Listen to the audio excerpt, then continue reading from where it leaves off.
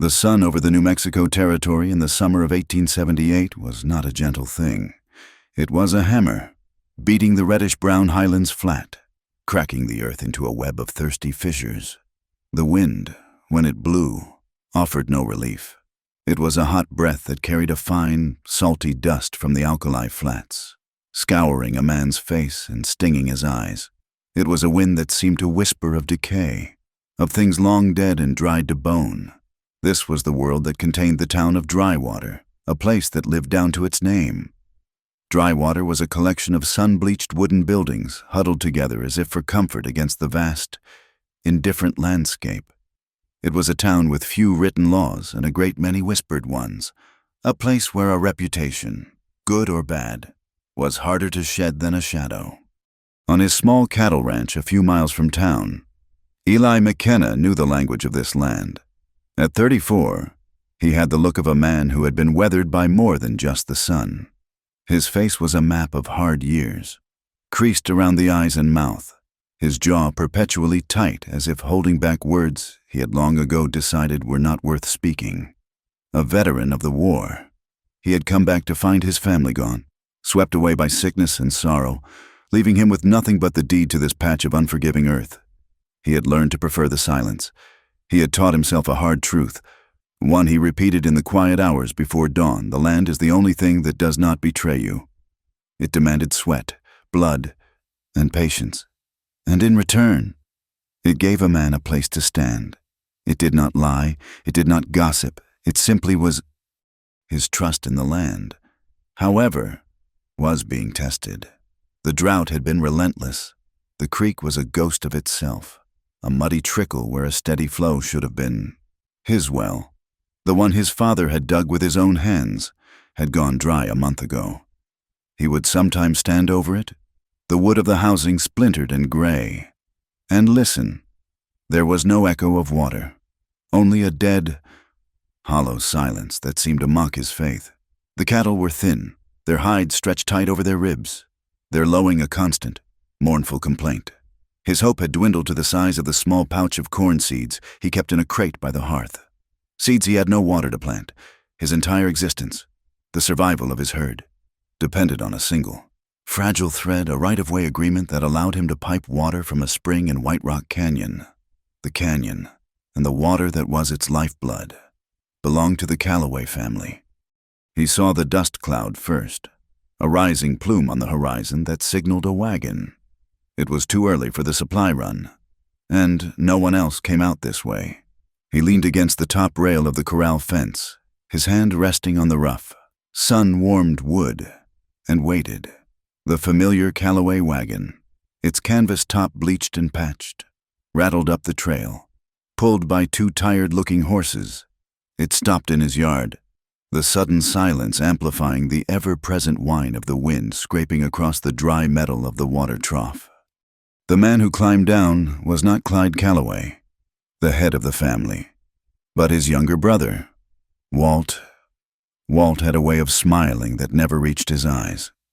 He moved with a restless energy, his gaze darting around the yard, taking in the thirsty cattle, the dry well, the general air of struggle. He did not offer a handshake. "McKenna," he said, his voice thin. Eli just nodded, his eyes fixed on the wagon. The canvas flap was pushed aside, and a woman stepped down. She moved with a deliberate grace, her back straight, her head held high. She was dressed in a simple, dark traveling dress, practical and unadorned. In her hand, she carried a single scuffed leather valise. This was Maeve Calloway, the widow of Clyde and Walt's younger brother, who had died some months back after a fall. Eli knew the story, or at least, he knew the version that was currency in Drywater. He had heard the whispers in Lily's parlor, the saloon where rumors were bred and raised like prize livestock. The woman, Maeve, did not look at him immediately. She took a moment to survey the ranch, her gaze sweeping over the dusty yard, the small, sturdy cabin, the vast, empty sky. There was a stillness about her that was at odds with the restless energy of the land. When her eyes finally met his, they were clear and direct. There was no plea in them, no hint of shame or apology. They were the eyes of someone who had already seen the worst and had survived it. Walt cleared his throat, enjoying the weight of the moment. He pulled a folded letter from his coat pocket. "From my brother, Clyde," he announced, holding it out. Eli did not move to take it. He kept his gaze on Maeve Calloway. She was the reason for this visit. The letter was just the weapon. "What does it say?" Eli asked, his voice a low rasp. "It concerns the renewal of your water access through the canyon," Walt said, a smirk playing on his lips. "The old agreement has expired. Clyde has drafted a new one, with certain conditions." Eli finally took the letter. His fingers, calloused from work, felt clumsy against the crisp paper. He unfolded it. The script was Clyde Calloway's, ornate and self-important. The words were simple and brutal. The renewal of the water rights for White Rock Canyon was contingent upon Eli providing lodging and employment for Maeve Calloway for a period of 90 days. The letter spoke of a vague debt her late husband had left, a debt she was to work off under Eli's supervision. It was a punishment, plain and simple, dressed up in the language of commerce. The Calloway family was exiling her, washing their hands of a woman who had become an inconvenience, a source of gossip they could no longer control. And they were using Eli's desperation as their tool. He read the lines again, feeling a cold anger rise in his chest. He was being backed into a corner. Without that water, his cattle would die. His ranch, the one thing he had left, would turn to dust and blow away. He would be broken. Clyde knew it. The Calloways held the water, and in a land as dry as this, that made them kings. He hated their power, their casual cruelty. He looked from the letter to the woman. She stood unflinching under the harsh sun, her valise held firmly in her hand. She was a pawn in their game, and he was being forced to become her warden. His mind flashed back to the war, to his younger brother, Danny, a boy of 17 whose life had been stolen not by a bullet, but by a rumor, a lie whispered in a commander's ear that led to a rope and a tree. The memory was a raw wound, one that made him allergic to the kind of backroom justice and trial by gossip that thrived in places like Drywater. He saw the same poison at work here. A woman was being judged and sentenced without a trial, and he was being made complicit. "She cannot stay here," Eli said, the words tasting like ash. Walt's smile widened. "Then you get no water. McKenna, it is that simple. The spring runs through our land. The choice is yours, a little inconvenience, or ruin." Eli looked at his cattle. One of the calves, born just that spring, let out a weak cry. He looked at the empty trough, the baked earth. He looked at the dry well, a tombstone for his faith. He felt trapped, the fences he had so carefully built around his solitude suddenly feeling like the bars of a cage. The land did not betray, but men did. Men like Clyde Calloway. He walked over to the porch of his small cabin and retrieved a pen and an inkwell from a wooden crate just inside the door. He placed the letter on the flat top of a fence post, the only smooth surface in the yard. He did not look at Maeve Calloway as he signed his name at the bottom of the letter, his signature a stark, angry slash of black ink. He was signing away his solitude, compromising his principles, all for the promise of water. He straightened up and faced her. For the first time, he spoke to her directly. 90 days, he said, his voice flat, devoid of any warmth. "You work, you earn your keep. That is the agreement." Maeve Calloway simply nodded, her expression unreadable. "I understand," she said. Her voice was lower than he expected, and steady. It was not the voice of a victim. Walt Calloway clapped his hands together in a show of false finality. "Excellent. We will have the water flowing by morning." He climbed back onto the wagon, not bothering to help Maeve with her valise, not offering a word of farewell. He cracked the whip, and the wagon lurched forward, rattling away and leaving the woman standing alone in the dusty yard.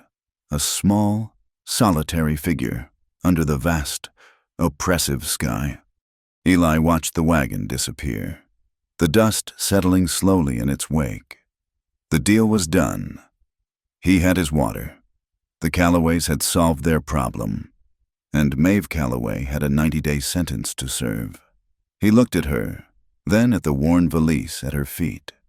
She was a stranger, an unwelcome presence forced upon him, a living reminder of the compromises a man had to make to survive. The wind picked up, howling a low, mournful song through the slats of the corral fence. The sun began its slow descent, painting the sky in shades of blood and fire. The 90 days had begun. That first night, after a meal of hardtack and beans eaten in a silence as thick as mud, Eli handed her a clean blanket and pointed to the ladder leading to the small loft above the main room of the cabin. He said, "You can sleep up there. It is dry." He expected an argument, a protest, some sign of the town-bred woman unused to rough quarters.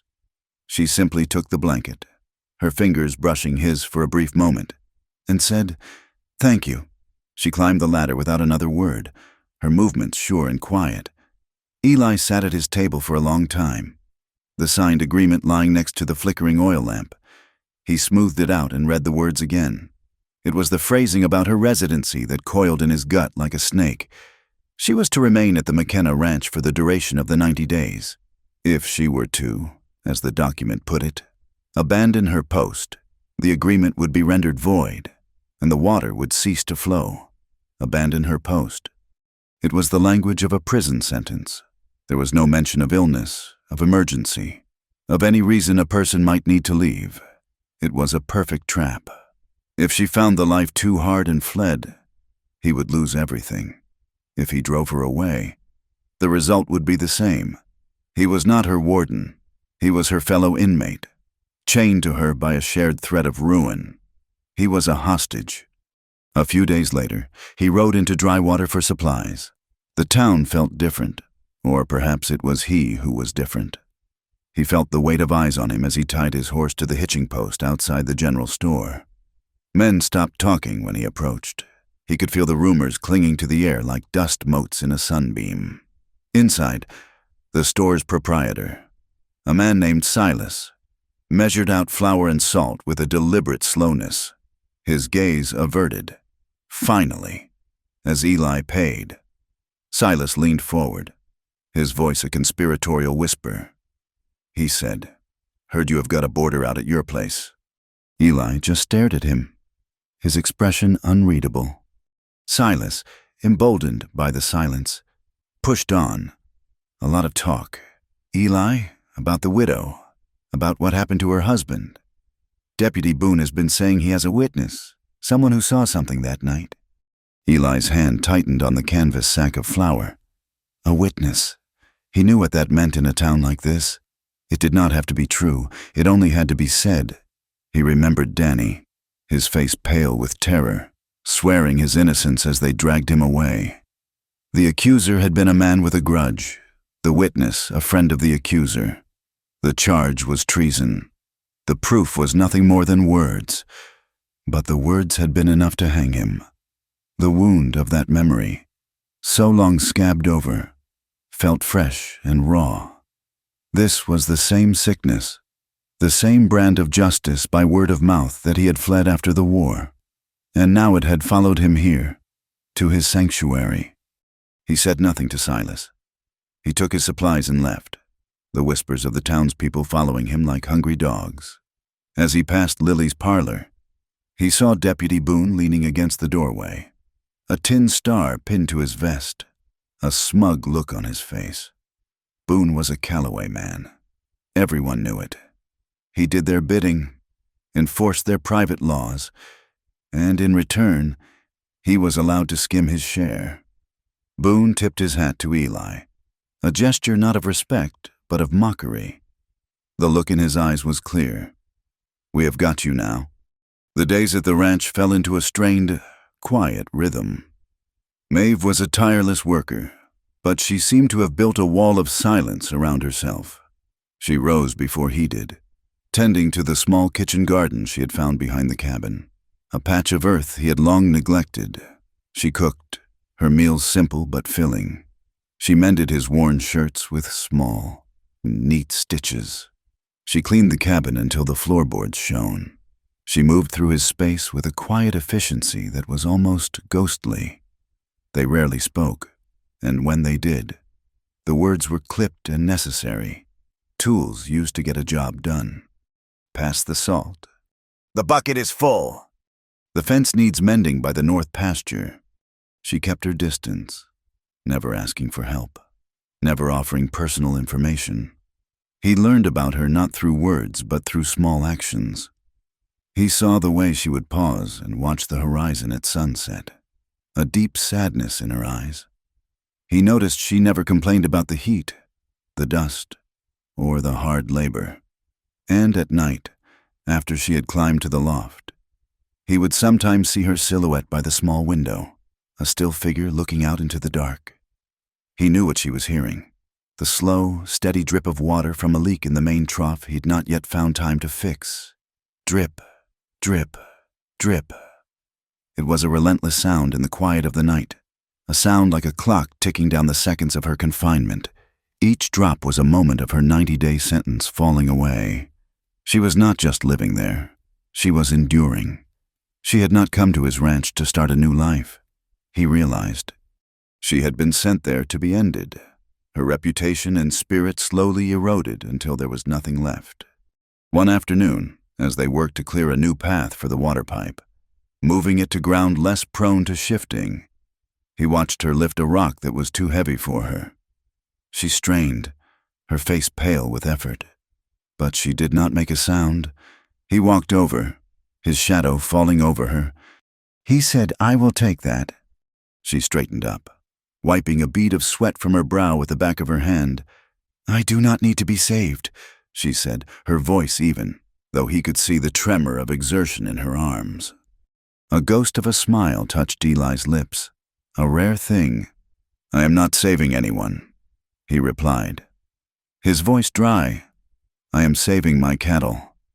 They need this water flowing by nightfall." He took the rock from her, his hand once again brushing against hers, and tossed it onto the growing pile. For a moment, their eyes met, and in that shared glance, a small measure of the tension between them seemed to dissolve, eased by the dry, unspoken humor. It was during these quiet moments of shared labor that he noticed the locket she wore. It was a simple, silver oval, tarnished with age, hanging from a thin chain around her neck. She often touched it, a small, unconscious gesture, her fingers tracing its shape as if for reassurance.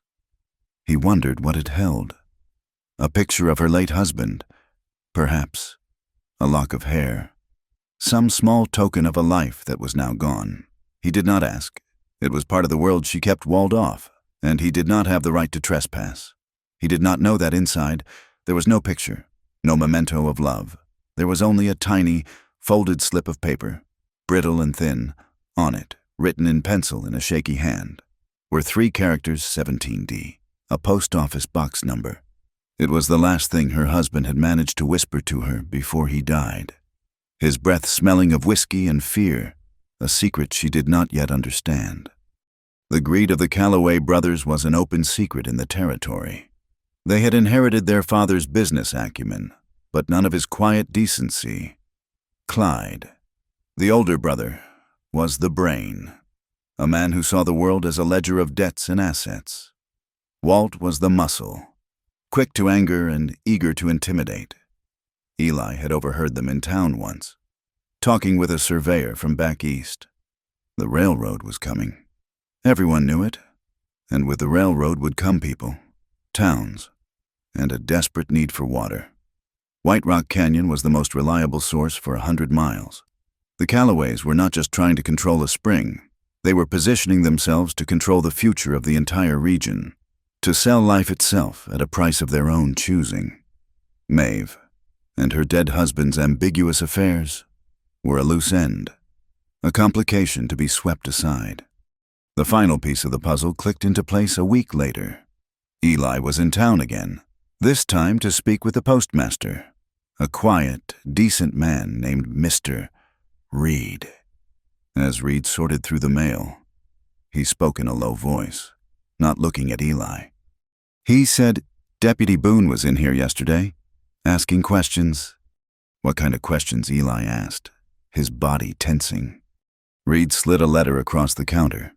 He said he was asking about residency requirements, official things. Said he might be taking a ride out your way soon to perform an official inspection. Make sure the terms of the Callaway Agreement are being met to the letter. Reed finally looked up, his eyes full of a weary concern. Be careful, Eli. It feels like they are setting a snare. Eli took the letter and walked out into the blinding sunlight. He understood everything now. It was not enough for them to exile her. They had to utterly destroy her. Boone's inspection would be a farce. He would find some violation, some invented infraction of the vague terms in the agreement. Perhaps he would declare the loft an unsuitable lodging. Perhaps he would claim she was not working hard enough. It did not matter. The outcome was already decided. They would use their manufactured legal pretext to cut off the water, seize the ranch when he defaulted, and discredit Maeve so completely that no one would ever listen to her side of any story. It was a legal trap, and he and the woman in his loft were the bait. He was no longer just a warden. He was her only line of defense. The trickle of water from the pipe was a meager thing, a miser's offering. Worse, a dark patch of earth a few yards from the main trough told Eli that a good portion of that precious water was seeping into the ground before it even reached the cattle. He had patched the pipe twice, but the ground was unstable, the metal old. It was a problem he had been staring at for a week, a knot he could not untie. One morning, as he stood over the damp soil, Maeve came to stand beside him, her shadow long in the early light. She did not speak for a long moment, simply observing. Then, in her quiet, steady voice, she said, "The ground is lower here. The water will always seek the leak. What if we do not try to fix the pipe, but instead give the leak a purpose?" Eli turned to look at her, a flicker of irritation in his eyes. He was not a man who took easily to advice. She pointed with a dusty boot. "If we dug a secondary ditch from this spot, lined it with flat stones, and ran it to a smaller trough, we could catch what we are losing. It would be less work than digging up the whole pipe." He considered it. His pride told him to dismiss the idea, to stick to his own counsel. But his pragmatism, the part of him that understood the brutal arithmetic of survival, could not deny the logic in her words. It was a smart solution. Reluctantly, he nodded. "We can try it," he said, his voice grudging.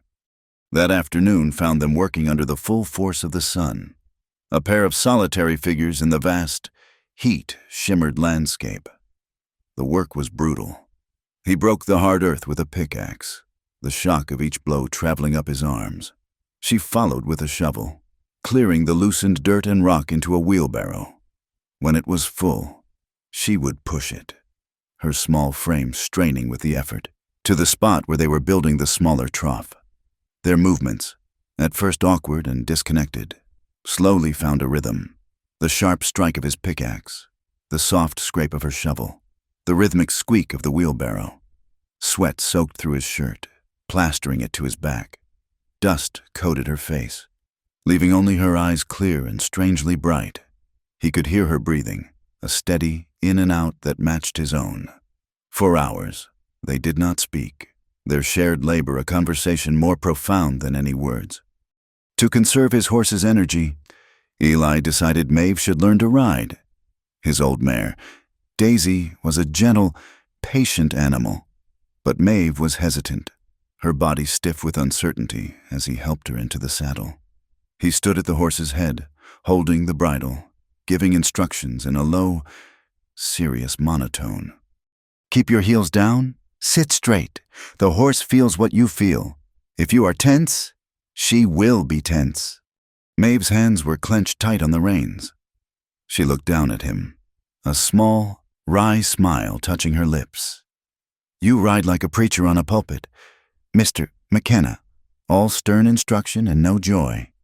The observation was so unexpected, so startlingly accurate, that a short, rough laugh escaped his lips before he could stop it. It was a foreign sound in the quiet of the yard. He looked up at her, and for a moment, the wall between them seemed to vanish. He saw not the Calloway widow, the unwelcome boarder, but a woman with a quick wit and an unbroken spirit. He shook his head, the ghost of his own smile still on his face. "Just try not to fall off. The ground is hard." That evening, the smell of something burning filled the small cabin. He came in from the barn to find Maeve standing over the hearth, a look of deep frustration on her face as she pulled a blackened, smoking slab from the small oven. It was her first attempt at making cornbread. "It is ruined," she said, her voice tight with disappointment. Eli looked at the charred bread, then at her. He took the pan from her hands, set it on the table, and cut a piece for himself. He took a bite. It was dry as dust and tasted of soot. He chewed thoughtfully, then swallowed. "He said smoke keeps the mosquitoes away." He took another bite. The tension in her shoulders eased, and a small, genuine smile lit her face. It transformed her, softening the hard lines of worry and grief he was used to seeing. In that small, shared moment over a piece of burned bread, the distance between them shrank by a country mile. The land, however, was not so easily won over. A few days later, the sky turned a bruised yellow, and the wind rose to a furious howl. A dust devil, a miniature cyclone of dirt and debris, tore across the north pasture. It struck a section of fence with the force of a battering ram, snapping 2 posts clean off and leaving a wide gap. The cattle, already spooked by the storm, scattered. By the time the wind died down, the sun was setting, and a young calf was missing. He rode out, Maeve insisting on following on foot with a lantern. They found the calf tangled in a dense thicket of cholla cactus, its cries pitiful and weak. The animal was terrified, and every time it struggled, the barbed spines dug deeper into its hide. Eli dismounted, trying to calm the calf with his voice, but it was too frightened. "We need to cut it free," Maeve said, holding the lantern high. She began to push her way through the outer ring of cactus, heedless of the sharp needles. "Stay back," he ordered, but she ignored him. She reached the calf, her hands moving gently to soothe the trembling animal. As she worked to untangle a length of rope that had caught on a cactus branch, her sleeve snagged. She cried out, a sharp intake of breath, as a dozen spines embedded themselves in her forearm. He was at her side in an instant. He finished freeing the calf, which stumbled back towards the herd, and then he turned his attention to her. In the flickering lantern light, he could see the blood welling up around the needles. Without a word, he took her arm. His touch was surprisingly gentle as he led her back to the cabin.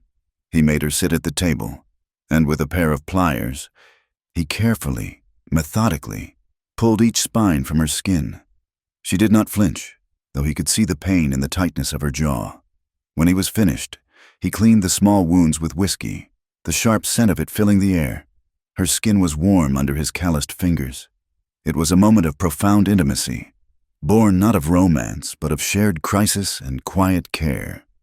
Later that night, they sat in the near dark, the only light coming from the dying embers in the hearth. The silence was different now, heavier with unspoken things. It was Eli who broke it. "My younger brother, Danny," he said, his voice low and rough, as if dredging the words up from a deep, painful place. "He was hanged during the war. Not for anything he did, for something someone said he did." A lieutenant with a grudge whispered a lie, and that was all it took. They held a field court-martial. It was over in an hour. I was miles away, on another front. I did not find out until a month later. He paused, his gaze fixed on the glowing coals. Ever since then, I have had no stomach for judgment that comes from whispers. Maeve watched him, her expression full of a deep, quiet understanding. When she spoke, her voice was barely above a whisper. "My husband, he drank. A lot. He made promises he could not keep, borrowed money he could not repay. That is the debt they wrote about in their letter. But it was never my debt. It was his. The night he died, he was drunk. He was standing on the railing of the warehouse loft, shouting about how he could fly. I begged him to come down. I tried to grab his hand. She looked down at her own hands, clasped in her lap. He pulled away from me, and he fell. The whole town believes I pushed him, or that I let him fall. It is easier for them to believe that than to believe a Calloway could be so foolish." They sat in the shared darkness, two people who had been condemned by the court of public opinion. They were bound not just by the Calloway's contract, but by a shared hatred of the casual cruelty of a crowd. A few nights later, the fruits of their labor became apparent. A summer storm rolled through, a brief but intense downpour that was the first real rain in months.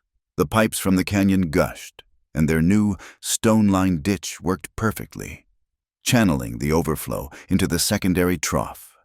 That night, under a sky washed clean and filled with stars, the main trough finally, blessedly, overflowed. The sound of water spilling onto the thirsty earth was the most beautiful music Eli had ever heard. Maeve came to stand beside him at the cabin door. The moonlight caught the surface of the water, turning it to a sheet of rippling silver. It was an answer to their shared work, a small victory against the relentless drought. The victory, however, was short-lived. When Maeve rode into town for salt the next week, she was met with cold stares. As she stood at the counter in the general store, Lily, the owner of the saloon, walked in. Lily was a hard woman with eyes that missed nothing. She looked Maeve up and down, a sneer on her painted lips. "Well, look what the wind blew in," Lily said, her voice loud enough for the entire store to hear. "Still bringing bad luck wherever you go. Widow." Maeve did not flinch. She turned slowly, her back straight, and met Lily's gaze. She offered a small, cold smile that did not reach her eyes. "I am just here for salt." Lily. She paid for her purchase, picked up the small sack, and walked out, her head held high.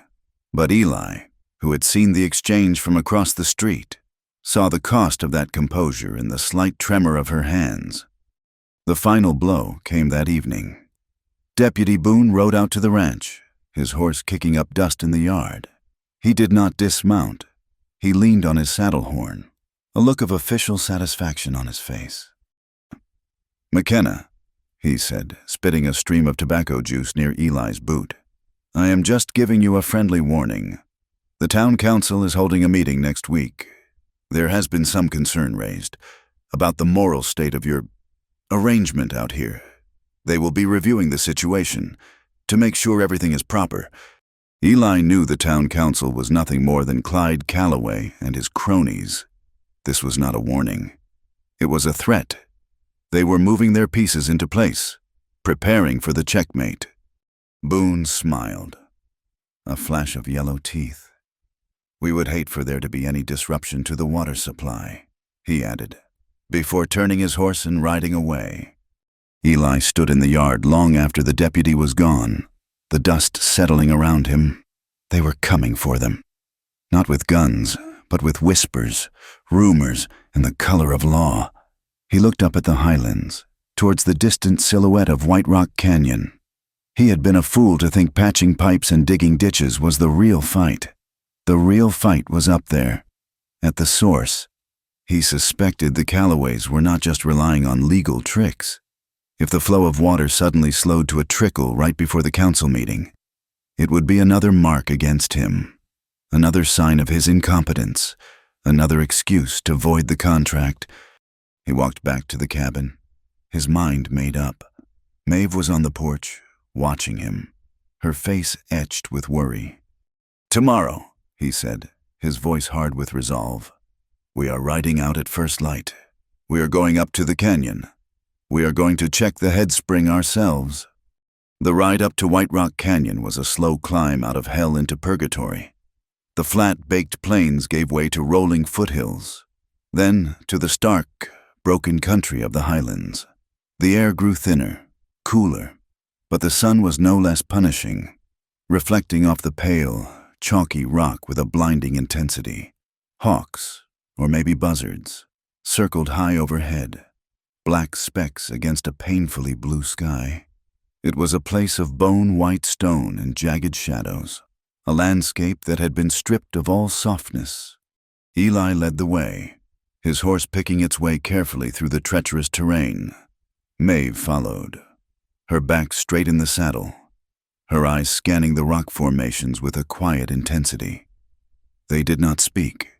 The rhythmic clatter of the horse's hooves on stone was the only sound, a lonely percussion in the vast silence. They found the headspring in a narrow cleft between two towering limestone cliffs.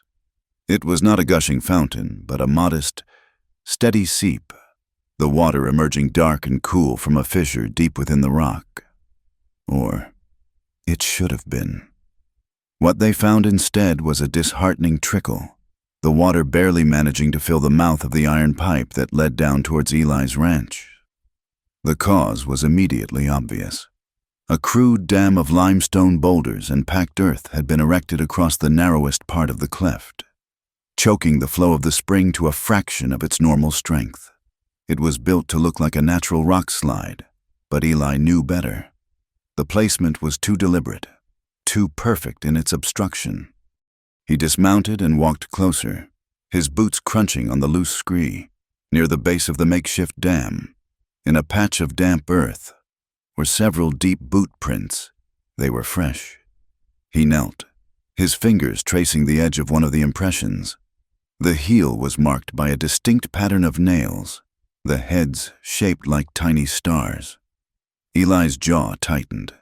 He had seen nails like that only once before, on a pair of expensive, custom-made boots that Clyde Calloway wore when he wanted to impress upon people that he was a man of substance. They were the mark of a specific bootmaker in Santa Fe, a man the Callaways used exclusively. This was no rock slide. This was a message.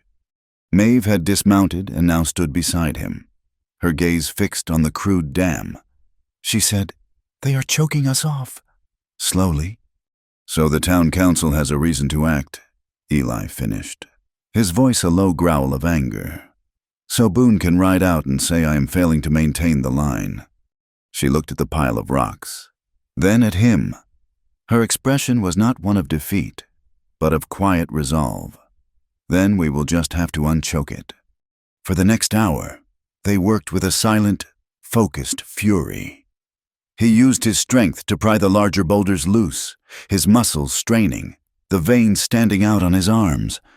She worked beside him, her smaller frame surprisingly effective at clearing the smaller rocks and packed earth, her hands scrabbling at the dirt, her face set in a mask of determination. It was a mirror of their work in the ditch, but this time it was not about conserving water, but liberating it. Finally, only one large keystone rock remained. Eli set his shoulder against it, his boots digging into the loose ground for purchase. He pushed, a low grunt escaping his lips. The rock held for a moment, then, with a deep groan, it shifted. He gave one last, desperate shove. The rock tumbled free, crashing into the small pool below with a tremendous splash. For a heartbeat, nothing happened. Then, with a surge and a roar, the liberated spring burst forth. A powerful jet of clear, cold water shot from the fissure, cascading over the remaining rocks and filling the channel. It was a sound of life, of freedom, a triumphant shout in the silent canyon. And over the glorious sound of the rushing water, another sound rose, one even more unexpected, a laugh. It started deep in Maeve's chest, a genuine, unrestrained peal of pure joy and relief. The sound startled Eli, and as he turned to look at her, her face alight with a smile that reached all the way to her eyes, he felt his own lips curve upwards. A rough, rusty laugh of his own joined hers. They stood there, covered in mud and sweat, and laughed, the sound echoing off the white canyon walls. Two solitary souls sharing a moment of pure, unvarnished victory. The ground at the edge of the spring was now slick with water and loose mud. As Maeve took a step back to admire their handiwork, her foot slipped. She cried out, her arms flailing for balance, in a single, swift motion. Eli reached out and grabbed her hand, his fingers closing around hers, pulling her back from the edge. The world seemed to stop. The roar of the water faded to a distant murmur. The harsh sunlight softened. All that existed was the solid anchor of his grip on her hand. It was not a romantic touch, not a caress, but it was more intimate than either. It was a connection, raw and real. He could feel the fine bones of her hand in his, the slight tremor running through her. She looked up at him, her eyes wide, her breath catching in her throat. He could feel the frantic beat of his own heart against his ribs. They stood like that for a long, silent moment, simply looking at each other. Two strangers who had seen the worst of each other's circumstances now seeing, for the first time, the person standing before them. It was like taking a long, cool drink of water after days of thirst. Slowly, reluctantly, he released her hand. The moment passed, but something had shifted between them, something solid and unspoken. The wall of silence and suspicion had been breached. She took a small, shaky breath, and her hand went to the silver locket at her throat. Her fingers fumbled with the clasp. He watched, his expression questioning. As she opened it, he had expected to see a miniature portrait, a lock of hair. Instead, she carefully extracted a tiny, folded piece of paper. It was worn and fragile, as if it had been folded and unfolded many times. She held it out to him on the palm of her hand. "My husband," she said, her voice barely a whisper. "He told me to keep this safe, just before he died." Eli took the slip of paper. His large, calloused fingers seemed clumsy and crude as he unfolded it. On the paper, in a faint, penciled script, were 3 simple characters, 17D. "A post office box," he said, more to himself than to her. She nodded. "I never knew what it meant. I was afraid to ask, afraid of what I might find." He looked from the paper to her face, and he saw the trust she was placing in him. It was a heavier weight than any boulder. "We will find out," he said, his voice quiet but firm. "Together." As he spoke, a flash of light on the ridge high above them caught his eye. He looked up, his hand instinctively going to the pistol at his hip. A figure stood silhouetted against the sky, a man with a rifle. The distance was too great to make out his features, but the stocky build was familiar. It was Walt Calloway. They were being watched. Before either of them could react, a sharp crack echoed through the canyon. It was not a shot aimed at them. The puff of dust kicked up on a rock face 100 yards away. It was a warning shot, a declaration. When Eli looked back at the ridge, the figure was gone. He had vanished as quickly as he had appeared, leaving behind only the ringing in their ears and a cold knot of fear in their stomachs. The message was unmistakable. "I am watching you, every move you make." The laughter and triumph of a few moments before felt like a distant memory. The reality of their situation came crashing back down on them. Maeve's face was pale, but her eyes were defiant. "They will not scare us away," she said. Eli looked at the rushing water, the lifeblood of his ranch, now flowing freely. "No," he said, "they will not." A grim smile touched his lips as he looked at the jumble of rocks they had cleared. "If you keep breaking rocks like this, I will run out of cows to name." The unexpected humor broke the tension. A small smile returned to her face. "Name a calf after me?" she replied, her voice regaining its strength. "So you remember who saved your herd?" They rode down from the canyon as the sun began to set, bathing the white rocks in a warm, golden light. The fear from Walt's appearance had subsided, replaced by a cold, hard purpose. The slip of paper with the box number was tucked safely in Eli's shirt pocket. Breaking into the Drywater post office was out of the question. That would make them criminals. playing right into the Callaways' hands. There had to be another way, a smarter way. Eli thought of the postmaster, Mr. Reed. He was a good man, a man who valued fairness. He was also a man who took great pride in his leatherwork, a skill he practiced in his spare time. Last winter, Eli had admired a rein Reed had braided, a complex and beautiful piece of work. An idea began to form in his mind, a plan that relied not on force, but on an exchange of goodwill. When they reached the ranch, he turned to Maeve. "I have a thought about how we get into that box," he said. "It involves a set of braiding needles and a debt of kindness." That night, in the small, lamp-lit office of the post office, Mr.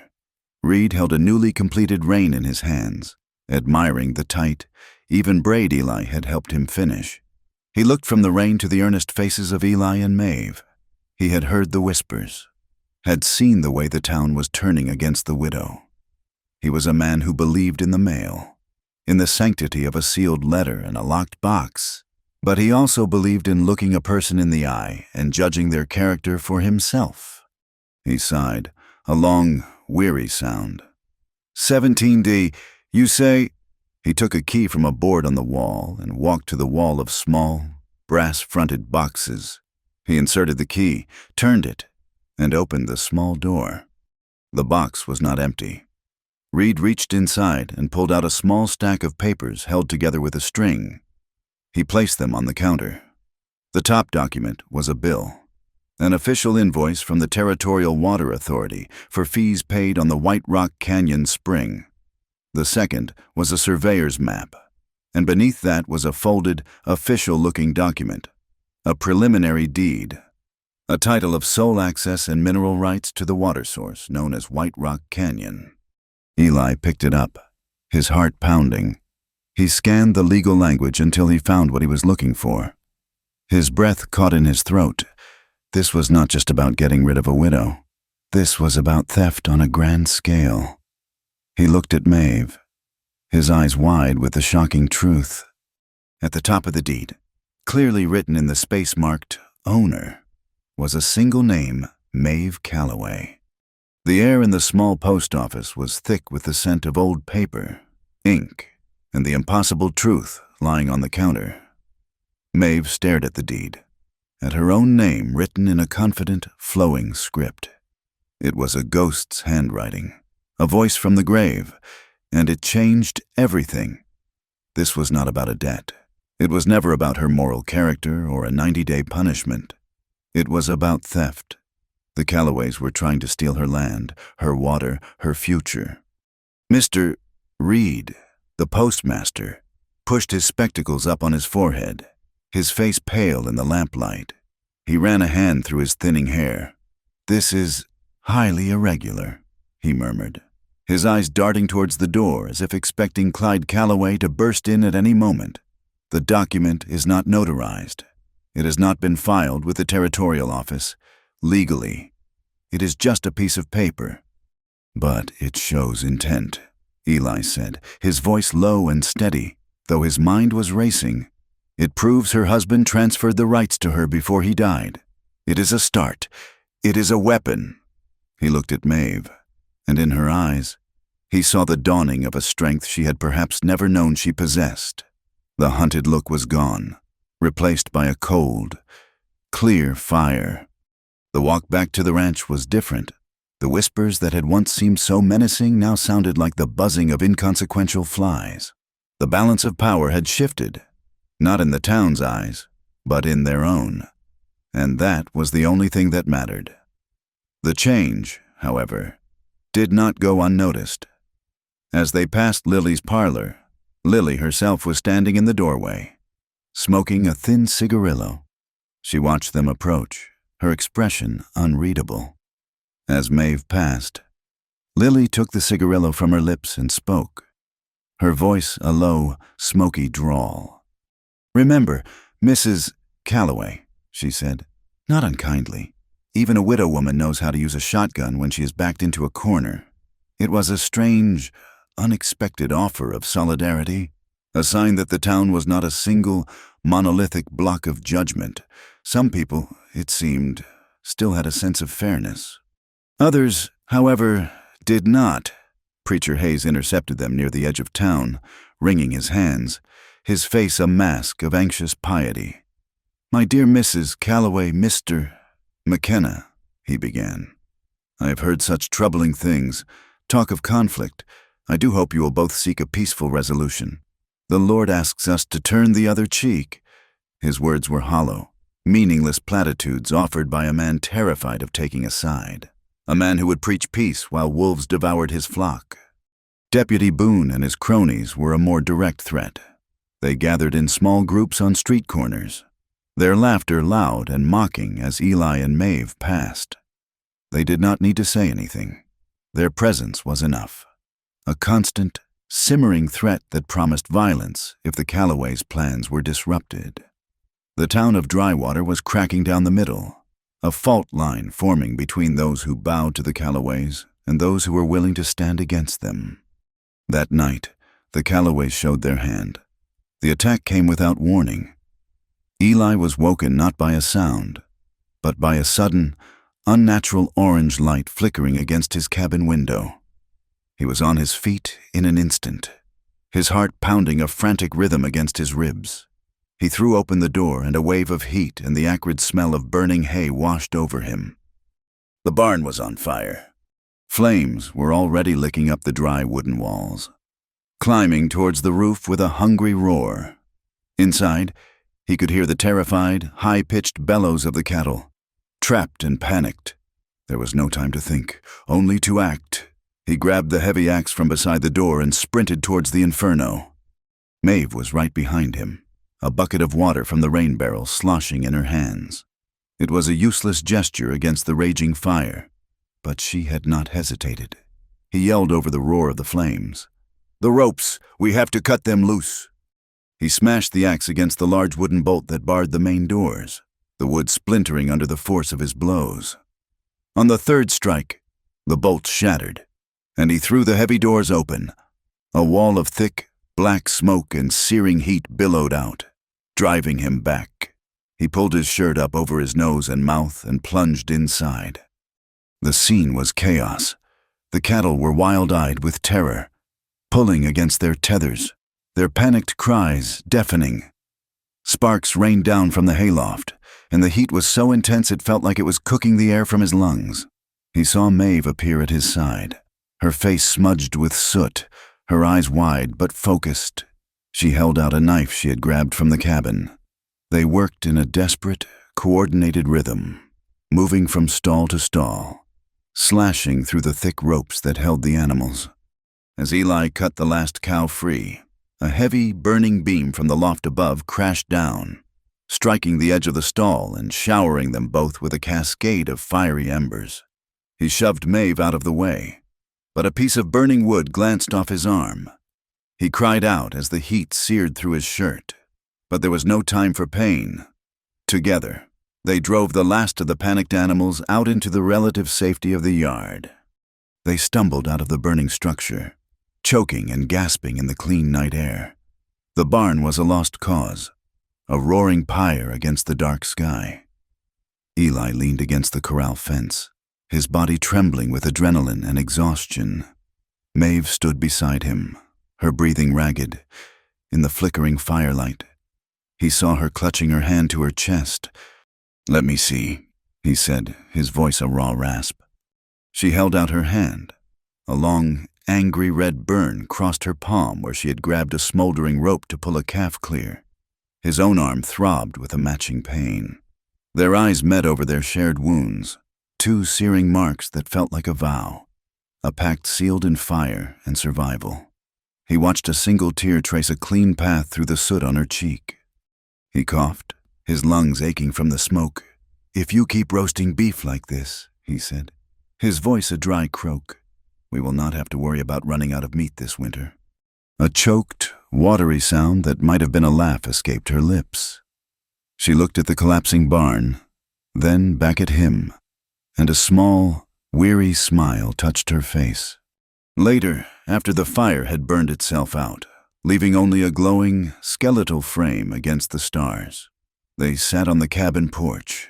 The anger had cooled, leaving behind a cold, hard clarity. This was no longer just a legal fight. The Callaways were willing to destroy everything he had, to risk killing them both, all for a piece of paper. He looked over at Maeve, in the pale pre-dawn light. She looked fragile, but her eyes held a new kind of strength, a strength forged in the fire. "That night in the loft," she said, her voice so quiet he had to lean closer to hear. "The night he died, I have never told anyone the truth. Not the whole truth." He waited, knowing that this was a confession that had been locked away for a long time. "For a moment," she continued, her gaze distant, fixed on the smoking ruins of the barn. "Just a second, when he was on that railing, shouting and drunk, and I saw how pathetic he was, how he had ruined everything. I wanted to let him fall. The thought was there. It was ugly, and it was mine."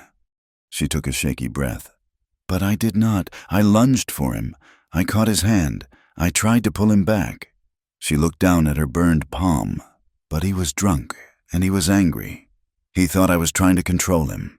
He yanked his hand away from me. He pulled so hard that he lost his own balance. That is how he fell. For months, I have been haunted by that one ugly second. I felt as guilty as if I had pushed him." She finally looked at him, her eyes searching his face. "I do not feel that way anymore. After tonight, after this, I am done blaming myself for his weakness. I will not let them use it to bury me." She was setting herself free, not from the law, not from the Callaways, but from the prison of her own guilt. Eli reached out, his hand covering hers. He did not say anything. He did not need to. He knew what it was to be judged for something that was not your fault. He understood. His course of action was clear. He would not ride into town with a gun. That was what they wanted, what they expected. An act of violence would prove their narrative, that he was an unstable veteran and she was a corrupting influence. No, he would fight them with their own weapons. He would use the law. "I am not going after them," Eli said, his voice firm. "I am going after the truth. We need witnesses, people who saw that deed, who can testify that the post office box was sealed." The next day, they rode into town. Their first stop was the blacksmith shop. Nora Quinn was a woman who seemed to be forged from the same iron she worked. She was tall and broad-shouldered, with soot on her cheeks and arms corded with muscle. She was a woman who stood on her own, respected for her skill and feared for her sharp tongue.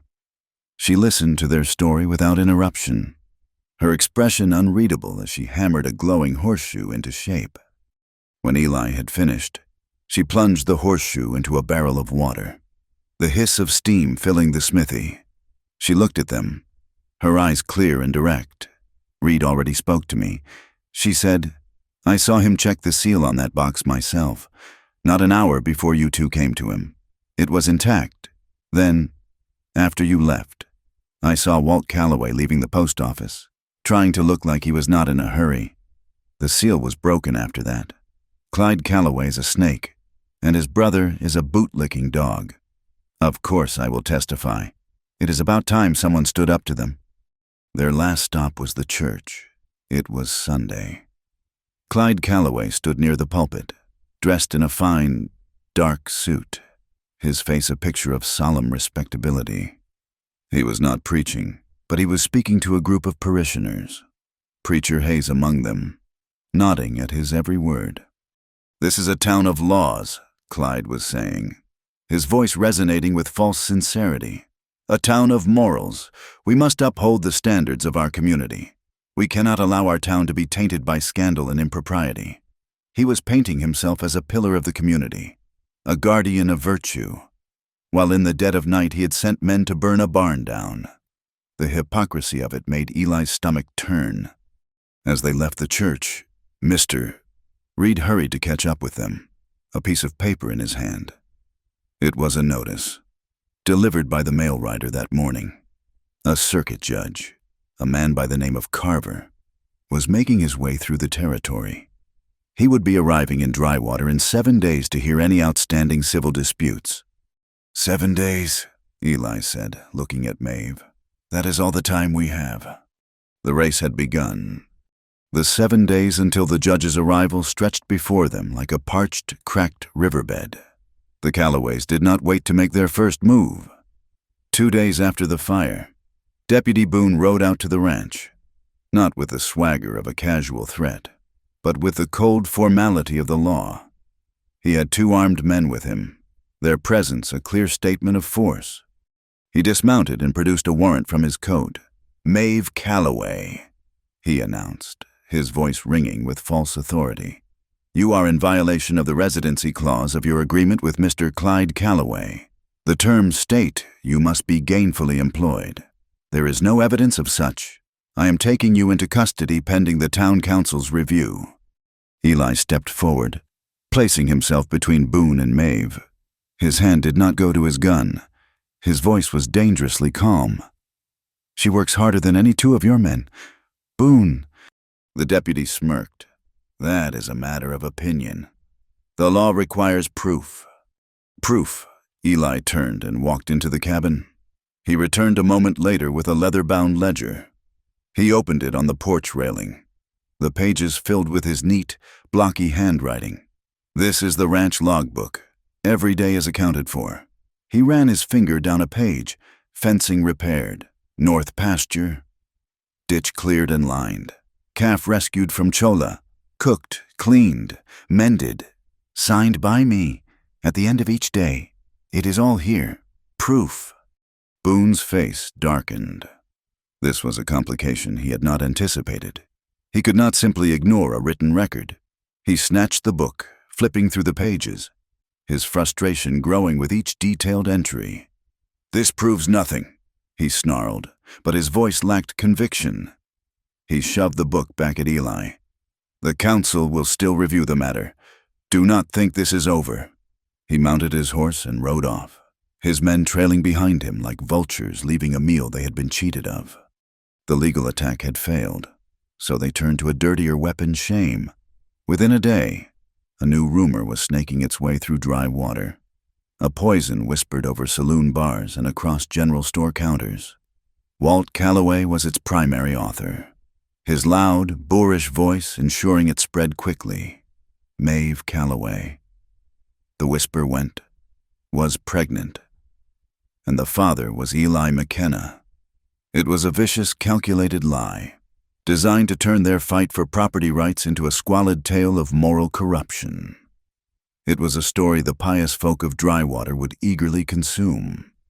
When Eli heard the rumor from a tight-lipped Silas at the general store, a cold fury settled over him. But it was not the hot, reckless anger of his youth. It was a focused, dangerous calm. He saw Walt Callaway leaving Lily's parlor, and he walked directly into his path, forcing the man to stop. Walt puffed out his chest. "Something you need?" "McKenna." Eli's voice was quiet, but it cut through the street noise like a razor. "I hear you have been spreading stories." "Walt," he leaned in closer, "let me tell you something. If this town got pregnant from rumors, it would have given birth to a desert by now."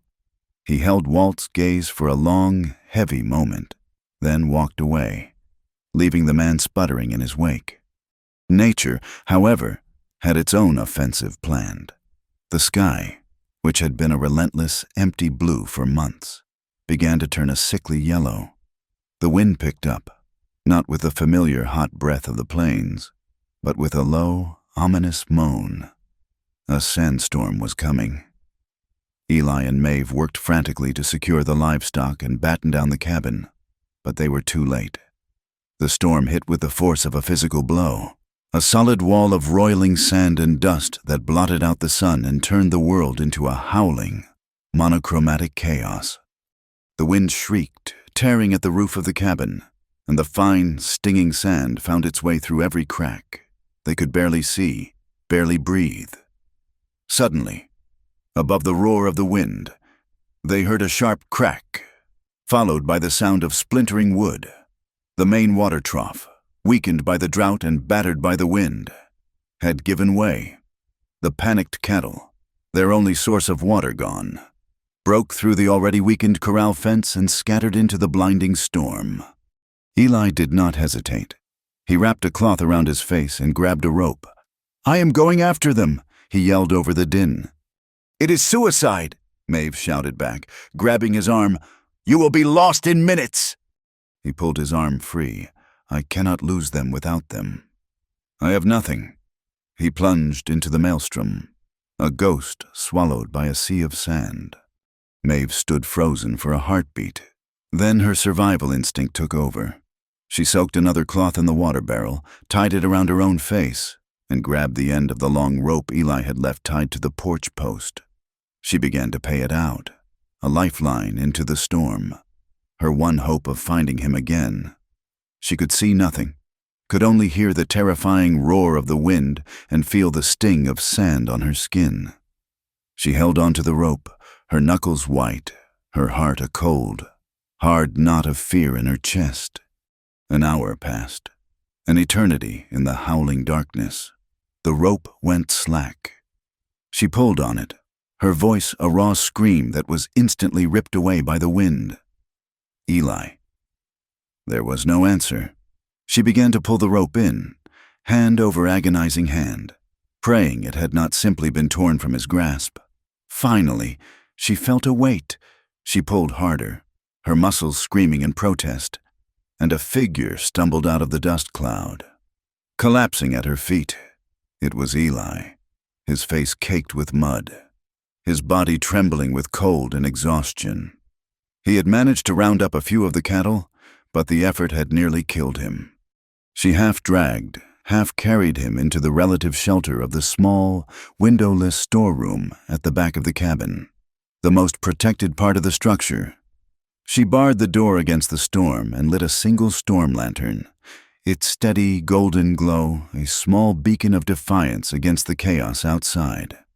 The storm raged for the rest of the night, a relentless assault on their small sanctuary. They huddled together in the dark, a single thick wool blanket wrapped around both of them. The world was reduced to the four walls of the storeroom and the sound of the wind. In the silence between the gusts, he spoke, his voice a raw whisper. "I am still here," he said. It was not a statement of fact, but of wonder, of disbelief. She shifted closer, her shoulder pressing against his. "So am I," she whispered back. His hand found hers under the blanket, his calloused fingers lacing through hers. It was a simple, grounding touch, an anchor in the storm. They did not speak again for a long time. The fear, the exhaustion, the shared terror had stripped away all their defenses, leaving them raw and vulnerable and utterly, completely present with one another. He turned his head, his face a landscape of shadows in the lantern light. She met his gaze, and in his eyes she saw not the hardened rancher or the bitter veteran, but a man who was as lost and as frightened as she was. Slowly, he leaned in. His lips were chapped and dusty, but the kiss was gentle, a soft, hesitant question. It was not a kiss of passion, but of profound, aching tenderness. It was brief, and when it ended, they simply looked at each other, their hearts beating a new, unsteady rhythm in the roaring silence. The storm had taken so much, but it had given them this. When the storm finally broke at dawn, it left behind a world transformed, buried under a fine layer of reddish-brown sand. The air was still, the silence profound. They emerged from the storeroom, blinking in the pale light. The first thing Eli did was retrieve the heavy wool blanket, the one that had been singed in the barn fire. He carefully hung it on a nail just inside the cabin door, a silent testament to the fire and the storm they had weathered together. The lantern, which had burned all night, he refilled with oil, its clean glass and steady flame a small promise of hope in the face of the coming trial. The storm had solidified their partnership, and they turned their focus to the legal battle with a renewed sense of purpose. Nora Quinn, true to her word, had been busy. In her forge, she had carefully studied the maker's mark on the original seal on the deed. With painstaking precision, she had hammered and filed a small block of steel, creating a duplicate stamp. "It is not perfect," she told them, her face grim. "But it is close enough to show any honest man that the seal on a forged document would not match the original impression." Mr. Reed, for his part, made careful copies of all the documents from the post office box, his hand shaking slightly as he worked. He was a man of rules and regulations, and what he was doing felt like a betrayal of his post. But he knew it was in service of a greater justice. Eli spent his evenings at the cabin table, the storm lantern casting a warm glow on his work. He was no lawyer, but he was a man who understood loss. He meticulously drafted a statement, not about morality or reputation, but about commerce. He detailed the costs of the deliberately blocked waterway the weight his cattle had lost, the cost of the broken trough, the damage to his land. He was shifting the battlefield from the murky ground of personal conduct to the hard, clear numbers of financial fraud. The pressure was taking its toll on the Calloway brothers, but in different ways. Eli saw it one evening as he was leaving the general store. Walt Calloway was drunk, stumbling out of Lily's parlor, his face flushed with whiskey and rage. He saw Eli and his hand went to the gun on his hip. "You think you are so clever, McKenna," he snarled, his words slurring. "You and your—" He spat on the ground. Before he could draw his weapon, a hand clamped down on his arm. It was Clyde. His face was a pale, tight mask of fury, but his voice was a low, controlled hiss. "Not here, you fool. Not now." Walt tried to shake him off. "I will finish this." "No, you will not," Clyde said, his grip like iron. "The judge is coming. A gunfight is the last thing we need." He was afraid, for all his power and influence. Clyde Calloway was afraid of a single, impartial man of the law. He feared the cold light of a courtroom more than a bullet. He dragged his younger, more volatile brother away, the crack in their united front now visible for all to see. On the last night, the night before Judge Carver was due to arrive, Eli and Maeve sat on the porch, the air crisp and clean after the storm. They had done all they could. The evidence was gathered. The witnesses were ready. Maeve was looking over the ledger, her finger tracing the columns of Eli's handwriting. "You are a better bookkeeper than you let on," she said, a small, teasing smile on her face. "It is just numbers," he said, shrugging. She looked up at him. "If you were to ask me to stay on, after all this is over, to be your bookkeeper, I would have to insist on being paid a fair wage." A slow smile spread across Eli's face, a genuine, unguarded smile that reached his eyes. "Oh, I would pay you," he said, his voice soft in the twilight. "I would pay you with the whole creek." The moment of peace was shattered later that night. A rider Eli had paid to watch the town rode in, his horse lathered, his face grim. He had seen them, under the cover of darkness. Clyde Calloway and Deputy Boone had slipped into the post office. They were not just planning their legal arguments. They were preparing one last, desperate act of treachery. They were going to switch the documents, replacing the real deed with a forgery, betting everything on the hope that in a battle of their word against a widow's, the town of Drywater would believe the powerful man. The final battle would be fought not just with testimony, but over the truth of a single piece of paper in a small brass box. There was no time for deliberation, no room for doubt. The rider's words hung in the cold night air, a death sentence for their hopes of a fair trial. Eli moved with the economy of a soldier, his face a hard mask of purpose. He strapped his gun belt on, his movements swift and silent. He looked at Maeve. Her face was pale in the lamplight, but her eyes were steady. "Stay here," he said, his voice a low command. "It is too dangerous." She met his gaze, and there was no fear in her expression, only a quiet, unshakable resolve. "You once told me the horse feels what the rider feels. This is my fight as much as yours. I am going with you." He saw the steel in her eyes and knew that arguing would be a waste of precious time. He nodded once, a sharp, reluctant gesture. He handed her a small pistol, a 5-shot revolver he kept for emergencies. It looked impossibly small in her hands. She took it, her fingers closing around the worn wooden grip with a surprising firmness. They slipped out of the cabin and into the darkness, moving not towards the main road, but through the fields, keeping to the shadows. The town of Drywater was mostly asleep, a collection of dark, silent shapes under a canopy of brilliant stars. The only light came from the windows of Lily's parlor, a splash of yellow against the gloom. The post office was dark. They approached from the rear, moving with a practiced stealth that belied their civilian lives. The back door was barred, but the lock on the window was old and weak. Eli used the blade of his knife, and with a soft click, the latch gave way. He slid the window open and slipped inside, then reached back to help Maeve through.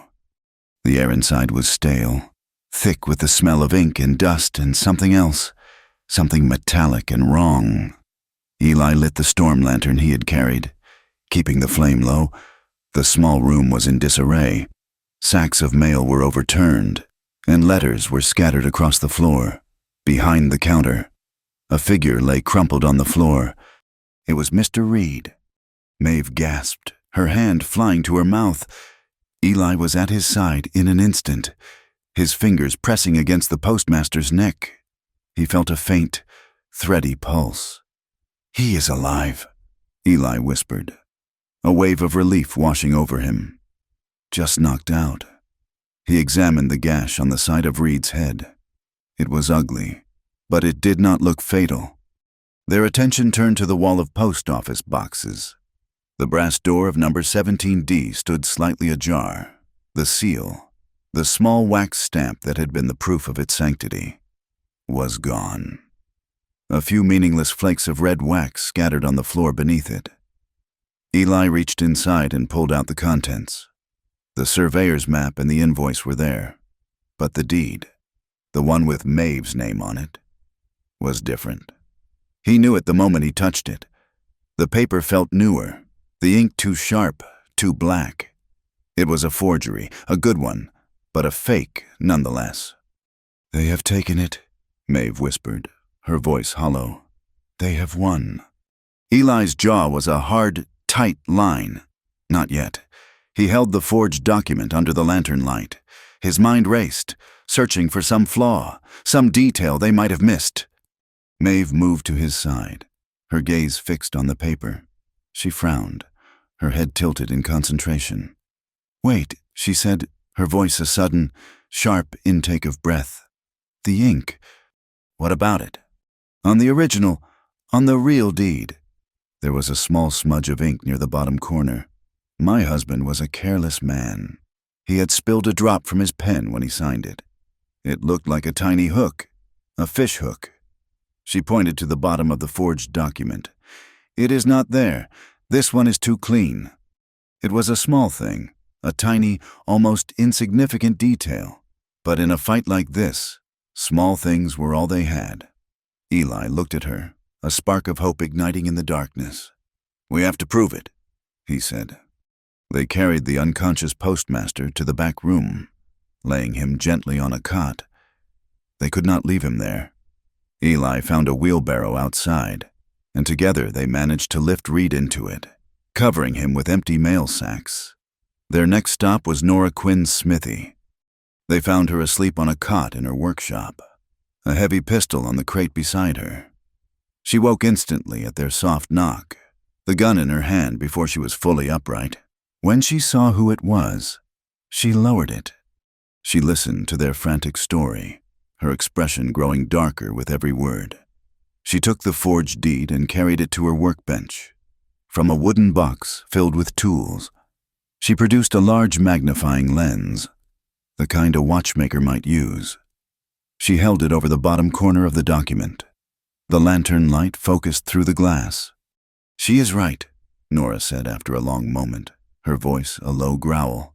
"The paper fibers here are undisturbed. There has never been an ink blot on this page." Then she looked up, her eyes blazing with a cold fire. "But that is not all. Look," She angled the lens. Clyde is clever, but he is not a craftsman. This seal, he used a stamp, but he pressed too hard, and the wax is thinner on one side. The original impression was even. An honest man can see the difference. They had their proof, fragile as it was. As they were deciding their next move, Mr. Reed began to stir. He moaned, his hand going to his head. Maeve rushed to his side, giving him a sip of water from Nora's canteen.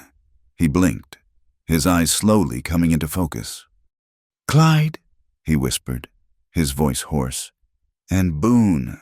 They were waiting for me. They wanted the key." Nora looked at Eli.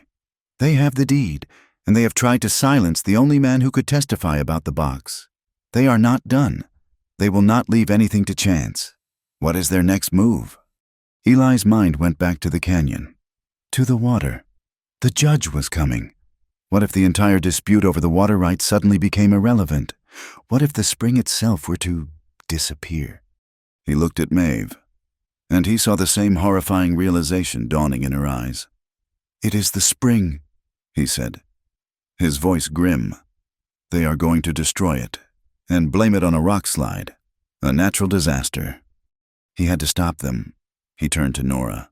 "Can you watch Reed get him somewhere safe?" Nora nodded, picking up a heavy iron crowbar and resting it on her shoulder. "Let them try to get through me," she said. Eli and Maeve slipped back out into the night, the fate of everything they had fought for resting on what they would find in the cold, silent darkness of White Rock Canyon. They rode hard, the horses' hooves pounding a desperate rhythm against the hard-packed earth. They smelled the fuse before they saw the light. The sharp, acrid scent of black powder hung in the still canyon air. They dismounted, tethering the horses in a small copse of trees, and crept the last 100 yards on foot. In a small clearing near the headspring, a single lantern cast a circle of yellow light, creating a stark, dramatic scene. Clyde Calloway stood directing the work, his fine town coat a dark blot against the pale rock. Deputy Boone was on his knees, carefully burying a small wooden crate at the base of the cliff face, just below the fissure where the spring emerged.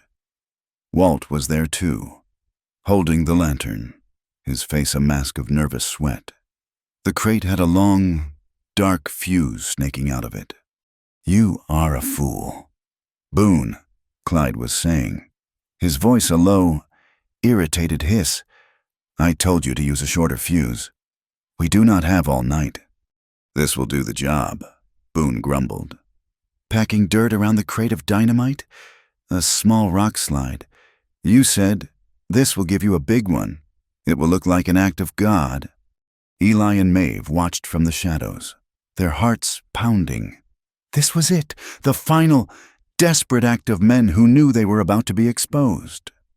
Eli drew his pistol, the click of the hammer being pulled back unnaturally loud in the quiet canyon. "That is far enough. Calloway," Eli's voice rang out, sharp and clear. The three men froze, spinning around, their faces a mixture of shock and fury in the lantern light. Boone scrambled to his feet, his hand dropping to the gun on his hip. He drew it, the barrel glinting. "You just could not leave it alone. Could you?" McKenna Boone snarled. "You should have stayed on your dusty little ranch." Eli stepped out of the shadows, Maeve a half step behind him. He moved to place himself in front of her, shielding her with his own body. "Give it up. Clyde, the judge will be here in a few hours. Your game is over." Clyde's face was a pale, tight mask of rage. "This is my valley, my water." He looked at Maeve with an expression of pure venom. "This is all your fault. You should have been grateful for what we gave you." Walt, his nerve clearly breaking, took a step back. "Clyde, maybe we should just—" "Shut up!" Walt Clyde snapped. Boone raised his pistol, leveling it at Eli's chest. "I will handle this." Just as he was about to fire, Maeve acted. With a cry, she swung the storm lantern she was still carrying in a wide arc. It flew through the air, a comet of light and metal, and smashed against a large water barrel standing near the dynamite crate. The barrel split, and a cascade of water gushed out, soaking the ground. The crate, and the last few feet of the black powder fuse.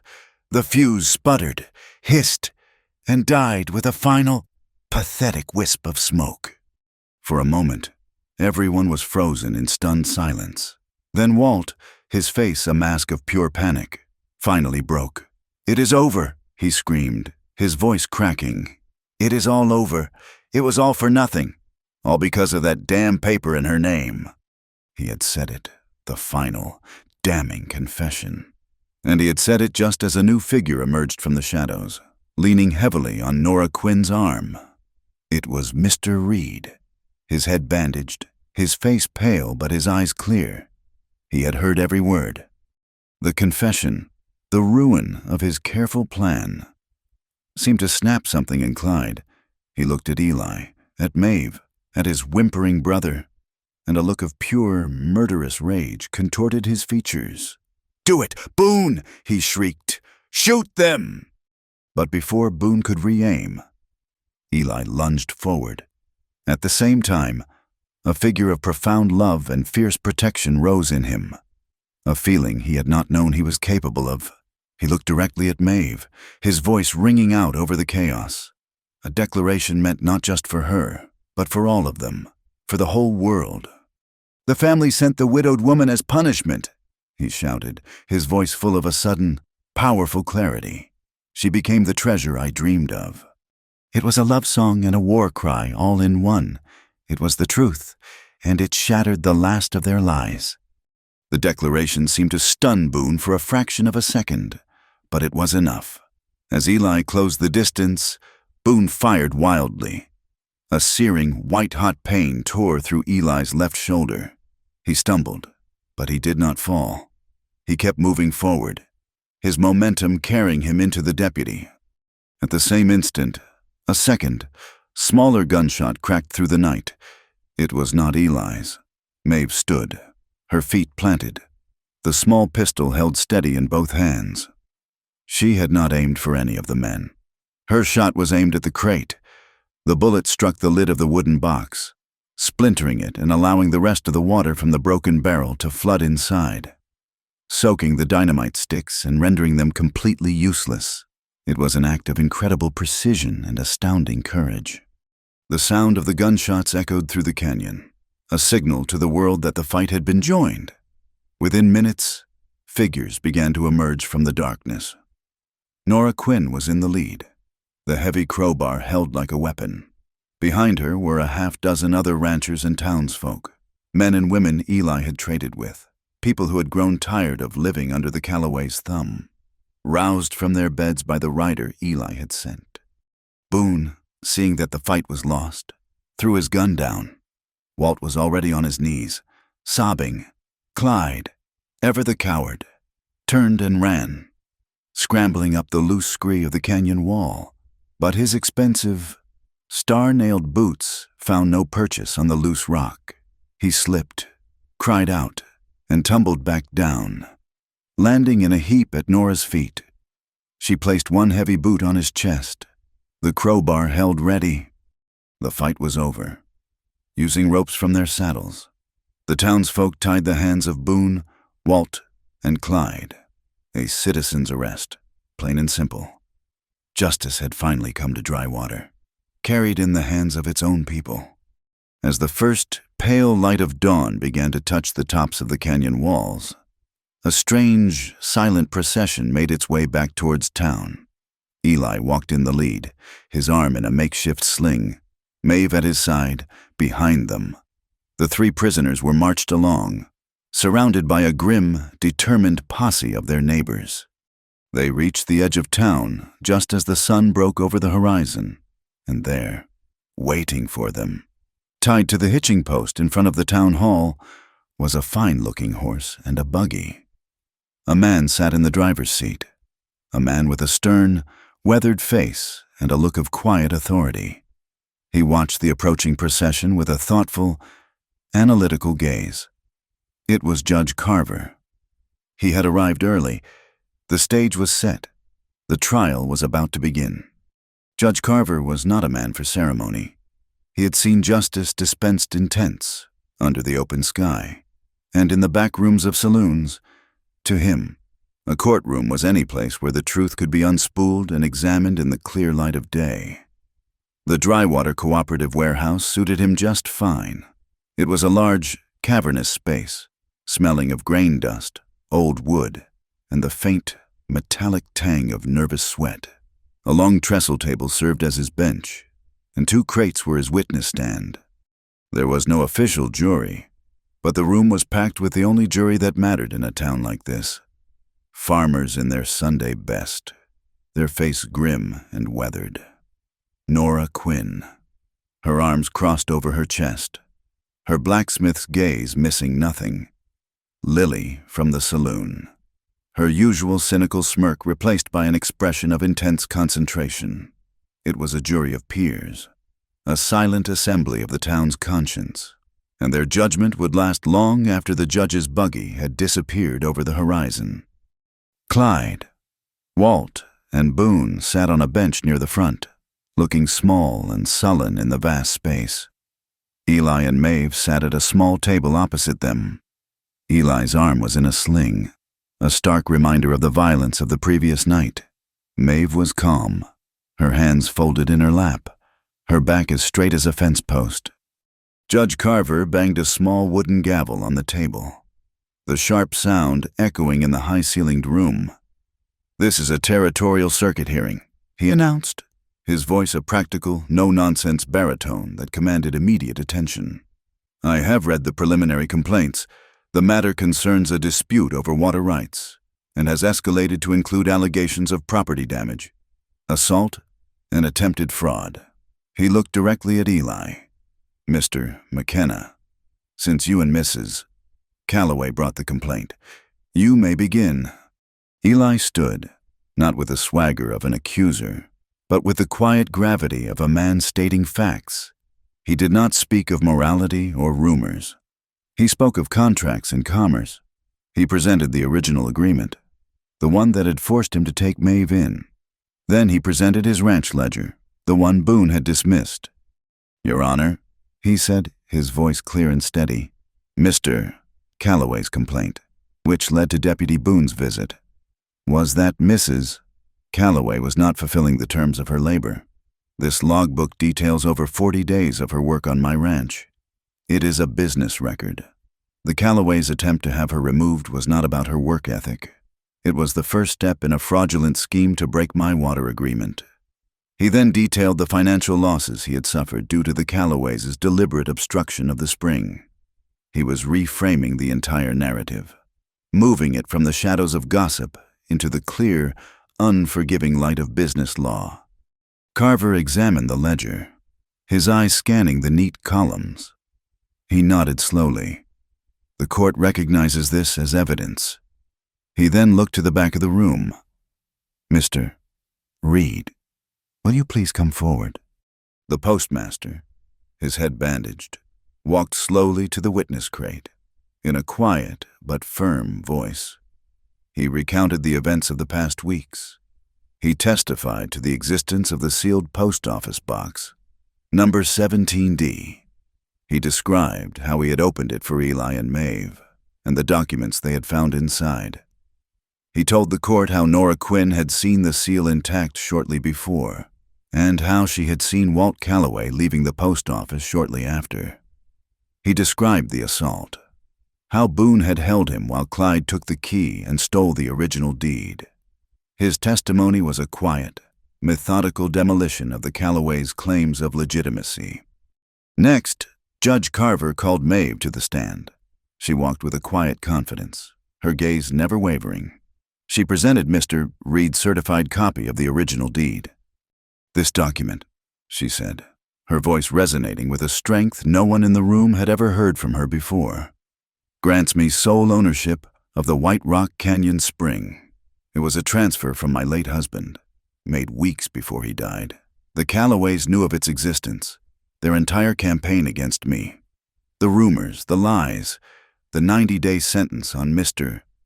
McKenna's ranch was not about punishing a widow. It was about stealing my property." Clyde Calloway leaped to his feet, That is a lie. That paper is a forgery. Judge Carver silenced him with a single, sharp look. You will have your turn. Mr. Calloway, he turned back to Maeve. Can you prove this is a copy of the authentic document? Maeve's gaze was steady. Yes, Your Honor, the original document had a small, unique flaw, a drop of ink, spilled by my husband. It was shaped like a small fish hook. Right here, she pointed to the bottom corner of the copy. The document the Calloways placed in my box, the forgery, is clean. It is perfect. And that is how I know it is a lie. Nora Quinn was called next. She confirmed Maeve's account. Producing the magnifying lens and the duplicate seal she had made, she showed the judge how the impression from her test seal matched the faint markings on Reed's copy, and how different it was from the heavy-handed forgery. Judge Carver then turned his piercing gaze on Deputy Boone. Deputy, your sworn duty is to uphold the law. Were you on patrol near the post office on the night Mr. Reed was assaulted? Boone, sweating profusely, began to stammer. I was making my rounds. I did not see anything. Nora Quinn stepped forward. Your Honor, I found this at the canyon, near where the dynamite was set. She held up a small, brass shell casing. It is from a .44 caliber Colt, just like the one Deputy Boone carries. Boone's face went white. The final piece of the trap had been sprung. He looked from Nora's accusatory glare to Clyde's furious one, and his composure shattered. He was a man caught between two relentless forces, and he chose the one he feared less. He hired me, Boone blurted out, pointing a trembling finger at Clyde. It was all him. He told me to rough up Reed, to switch the papers. He told me to set the dynamite. I was just following orders. The room erupted in a low murmur of shock and outrage. Clyde Calloway's face was a mask of pure, reptilian fury. He is a liar, a desperate, incompetent fool trying to save his own skin. Judge Carver's gavel came down hard. Silence. He let the quiet settle, his gaze fixed on Clyde. Mr. Calloway, you have heard the testimony. A postmaster assaulted, a federal mailbox tampered with, a document forged, a water source nearly destroyed, and an officer of the law confessing to conspiracy. Do you have anything to say to these charges? Clyde, his composure gone, his fine suit suddenly looking like the costume of a cheap villain, fell back on his only remaining weapon. This is a travesty, he sputtered, his voice shrill. This entire hearing is a farce, orchestrated by a fallen woman, a widow of questionable morals who has clearly seduced this broken-down soldier into helping her steal my family's property. Her character is... The court does not deal in character, Mr. Calloway, Judge Carver said. His voice is cold and hard as canyon stone. The court deals in paper and deeds. It deals in witnesses and evidence. It deals in actions. And your actions, sir, have spoken far more loudly and clearly than your rumors. The final nail was hammered into place when Mr. Reed, his voice stronger now, testified that he had been conscious enough in the canyon to hear Walt's panicked confession. It was all for nothing, all because of that damn paper in her name. There was nowhere left for them to hide. The web of lies they had so carefully woven had completely unraveled. Judge Carver took less than 5 minutes to deliver his verdict. He did not waste words. Based on the credible testimony and physical evidence presented, this court finds the following, he announced, his voice carrying to every corner of the warehouse. 1. The deed transferring ownership of the White Rock Canyon spring to Mrs. Maeve Calloway is legitimate. She is the sole legal owner of said property. 2. Clyde Calloway, Walter Calloway, and Deputy Boone are found guilty of conspiracy to commit fraud, theft of federal mail, assault, and willful destruction of a vital water source. He looked at Boone. You are stripped of your office, effective immediately. All 3 of you will be held in custody and transferred to the territorial capital to face a federal judge. 3. The business license of the Calloway Mercantile is hereby suspended, its assets frozen pending the outcome of the federal trial. He banged his gavel once. This hearing is adjourned. A stunned silence held the room for a moment, and then it was broken by a single, loud whoop from the back. "Lily!" Her face split in a wide grin. "Stood on a crate. First round is on the house at the parlor," she bellowed, "to celebrate a little bit of justice in dry water." A cheer went up. The tension that had held the town in its grip for weeks finally broke. People crowded around Eli and Maeve, clapping them on the back, shaking their hands. The tide of public opinion had not just turned, it had become a tidal wave. Through the crowd, Preacher Hayes made his way to Maeve, his face flushed with a shame that was plain for all to see. "Mrs. Calloway," he stammered, his eyes on the floor. I was wrong. I listened to whispers instead of listening to my heart. I hope you can find it in your heart to forgive me." Maeve looked at the humbled preacher, and her expression was not one of triumph, but of a quiet, weary grace. "There is nothing to forgive, Preacher," she said. "We were all just trying to find our way in the dark." As the crowd began to disperse, Judge Carver approached them. He was no longer the stern arbiter of the law, but a man offering practical advice. "Mrs. Calloway," he said, his voice kind, "my ruling today is just the beginning. You need to take this deed to Santa Fe and file it officially. Get your title registered and secured, and I would suggest you speak with your neighbors." He gestured to the ranchers who were still lingering, talking in quiet, excited groups. A single person controlling all the water in a territory this dry, that is a heavy burden. But a cooperative, a water association where everyone has a share and a say, that is how communities are built. That is how they last. He tipped his hat to them, a gesture of profound respect.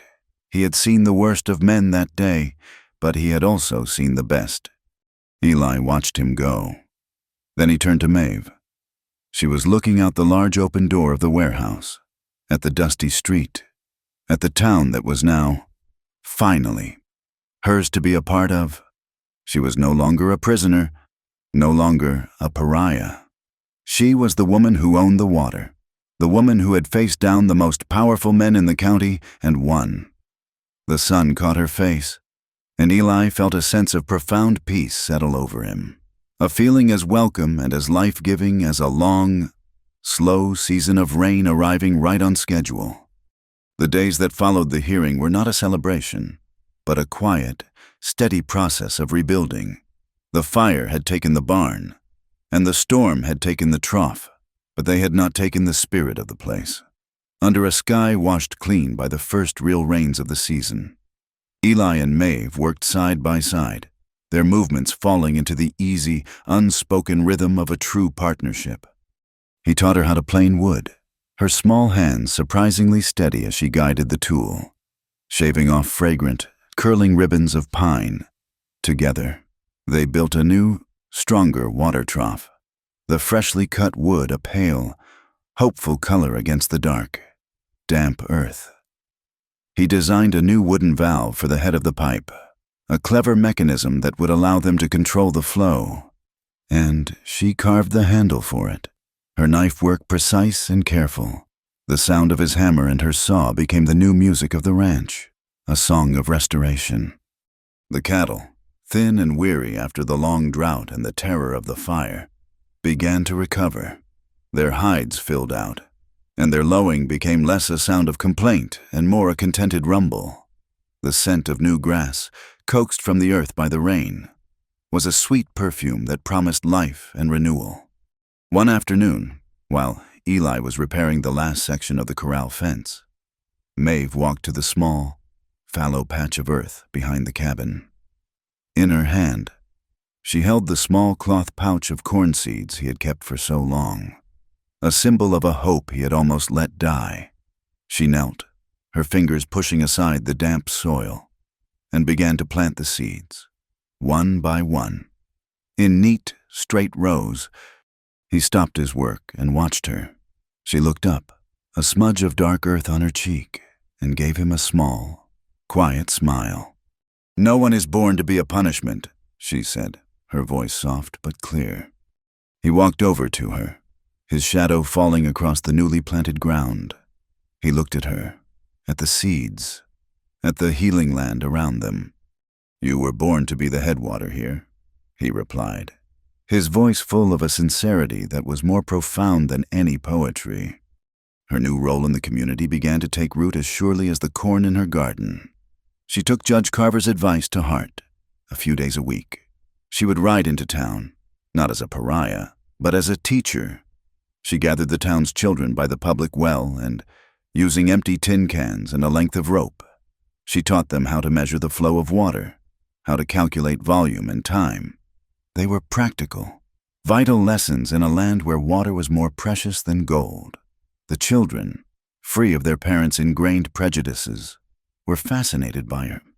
Lily, watching the scene one afternoon from the doorway of her saloon, took a long drag from her cigarillo and blew a stream of smoke into the air. "Kids learning something useful from the widow," she remarked to one of her customers. "That is a damn sight better than grown men learning their lessons in a courtroom." The partnership at the ranch deepened, settling into a comfortable domesticity.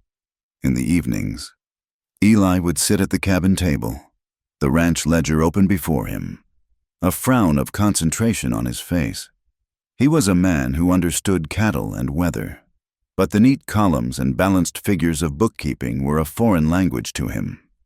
Maeve would sit across from him, mending a shirt or reading a book, a small, amused smile on her face. One night, after he let out a frustrated sigh, having put an expense in the income column for the third time, she finally spoke. "For the master of the stream," she said, her voice laced with gentle humor. "You seem to count water like you are counting clouds." He looked up, a flush of embarrassment on his cheeks, but when he saw the warm, teasing light in her eyes, he could not help but laugh.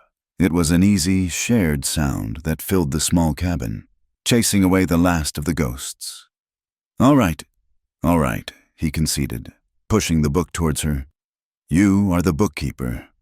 On a warm evening, a week after the hearing, they sat on the porch, the air alive with the chirping of crickets and the faint, sweet smell of the newly sprouted corn. The storm lantern cast a steady, golden glow, creating a small circle of peace in the vast, dark expanse of the prairie. Eli had been quiet for a long time, his gaze fixed on the distant stars. Finally, he turned to her. His hand reached out and took hers. His palm was rough and calloused, but his touch was gentle. He uncurled her fingers and placed something small, solid, and cool into her palm. It was a ring.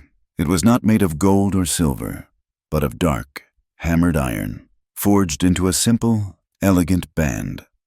"Nora made it," he said, his voice a low rumble, from a piece of the old trough support. She said it was time it held something up for good.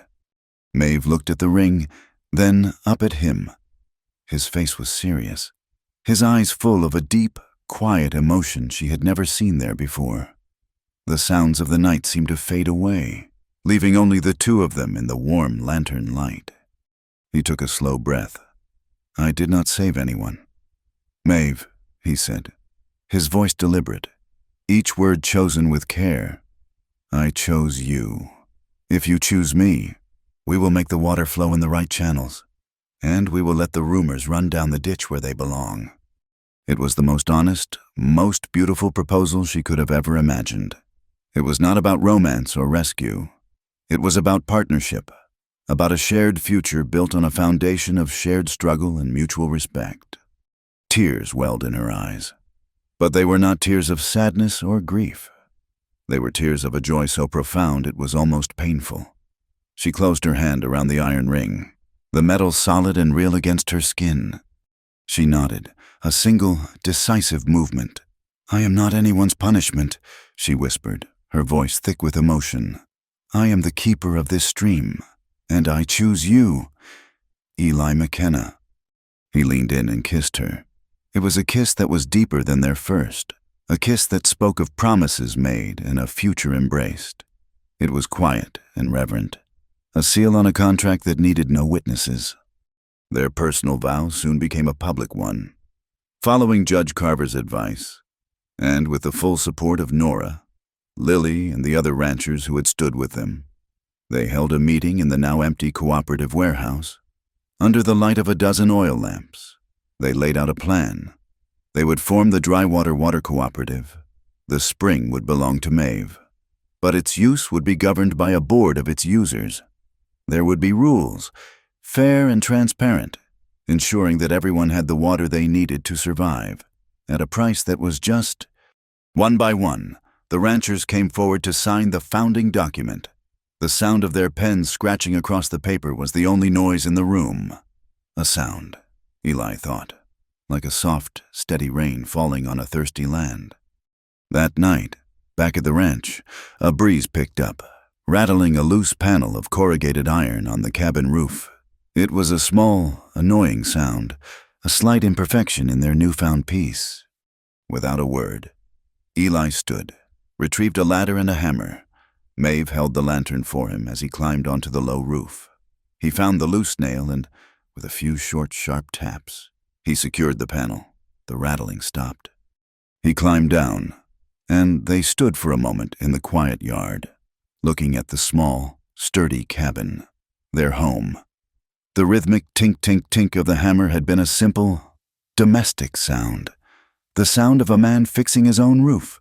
But to Maeve, it sounded like something else entirely.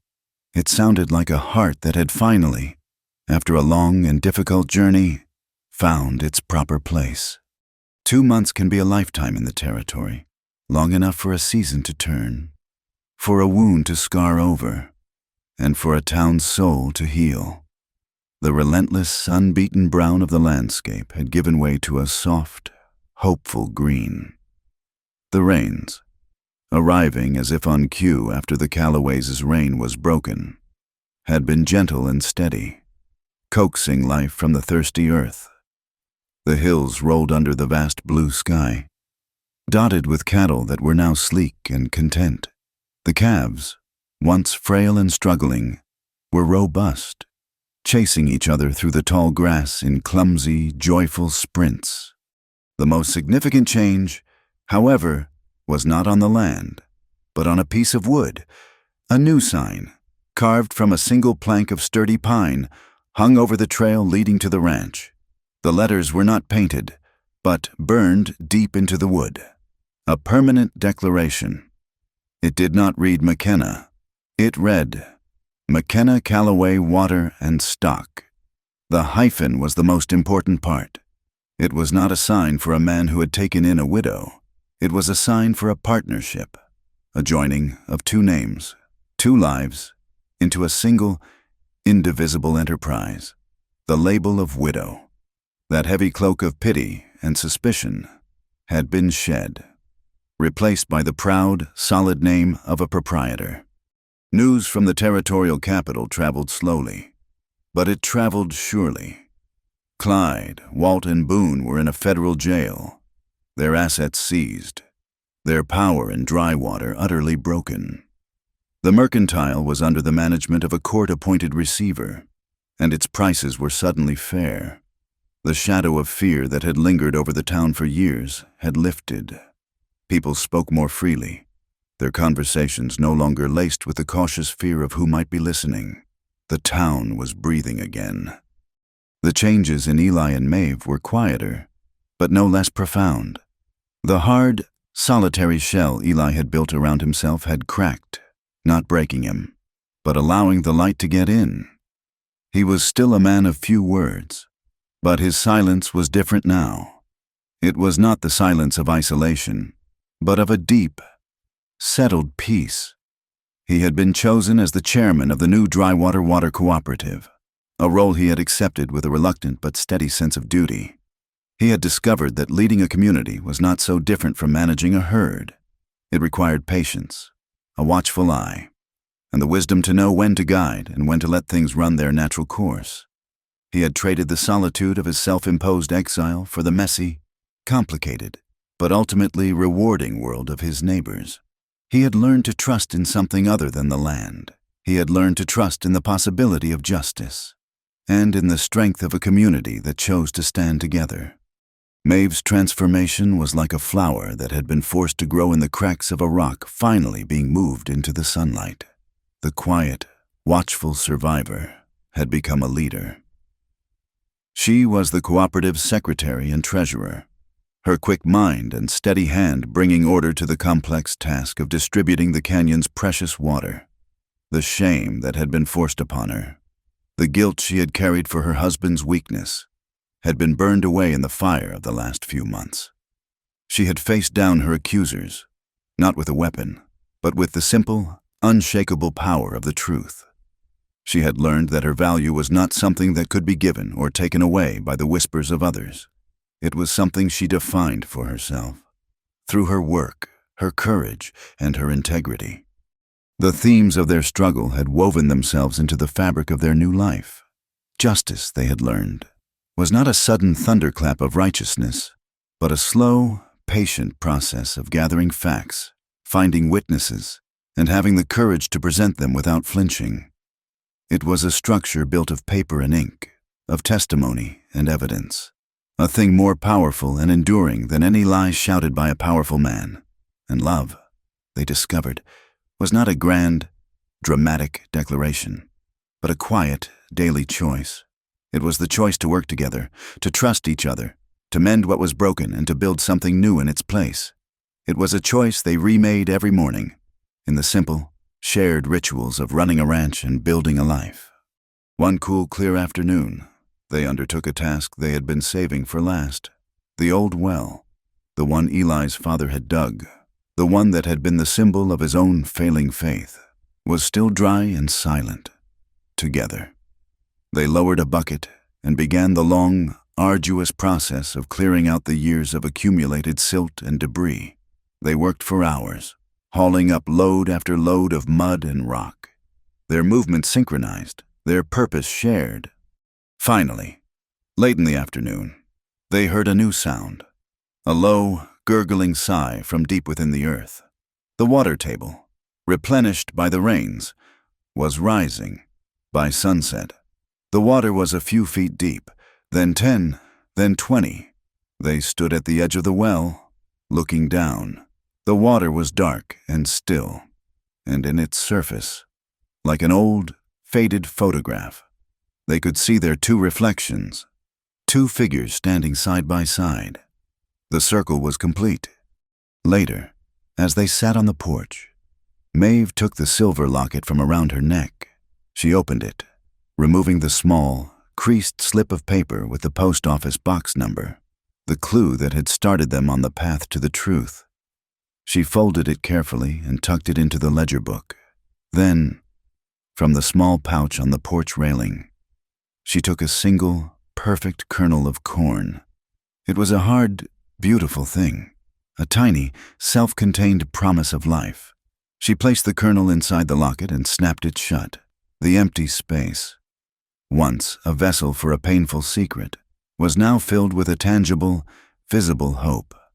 Their life was not a fairy tale. The scars remained. When the air was damp, the burn on Eli's shoulder ached, a dull throb that reminded him of the smell of smoke and the heat of the flames. Maeve's palm still bore the faint, silvery tracery of her own burn, a permanent reminder of the price of courage. The memories were a part of them now, not as ghosts to haunt them, but as lessons to guide them, a constant, quiet warning against the dangers of rumor and the poison of prejudice. A community, they had learned, could be a fence that protected you, but only if you were vigilant against those who would try to turn it into a hangman's noose. A few days later, a new, smaller sign appeared, hung not on the main trail, but on a post of the cabin's porch. It was a piece of whimsy, a private joke that was also a public declaration. Maeve had painted the words herself, in a simple, elegant script. They sent her as punishment. We kept her as treasure. The next time their neighbors rode out for a cooperative meeting, they saw the sign. They would read it, and a slow smile would spread across their faces. They would nod, a gesture of quiet understanding and shared approval. The story was now a part of the town's own story, a lesson learned, a chapter closed. That evening, as twilight settled over the valley, Eli stood on the porch, looking out towards the dark silhouette of White Rock Canyon. A bank of heavy gray clouds was gathering over the high peaks.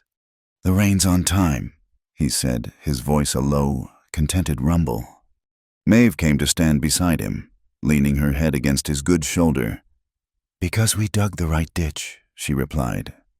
He put his arm around her, and they stood for a moment, watching the promise of the coming rain. Then, together, they turned and went inside, closing the door against the coming night. But on the table, the storm lantern remained lit, its steady golden flame a small, bright beacon of hope in the heart of the wild. Beautiful West. Thank you so much for listening to our story. We would love for you to comment where you are listening from so we can all connect and share our thoughts. And please subscribe to my channel Wild West Night, like the video, and support us further by pressing the hype button so this story can be heard by more people.